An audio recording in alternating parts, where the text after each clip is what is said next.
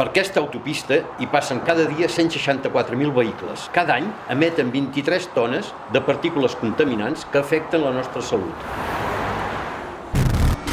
Per aquesta autopista hi passen cada dia 155.000 vehicles. Cada any emeten 280 tones d'òxids de nitrogen que afecten els nostres pulmons.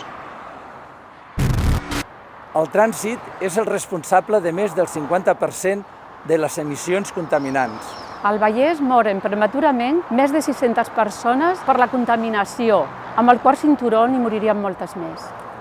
Arreu del Vallès estem exposats a respirar aire contaminat per sobre dels límits aprovats per l'Organització Mundial de la Salut. Com sabeu, la Marató d'aquest any està dedicada a les malalties respiratòries.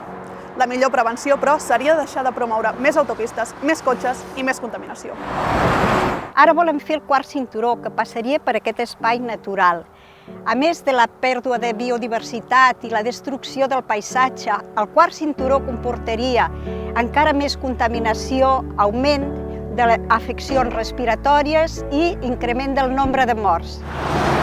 Comptat i debatut depenem de la natura, és la que ens dona l'aire net. I per tant hem de triar entre quart cinturó o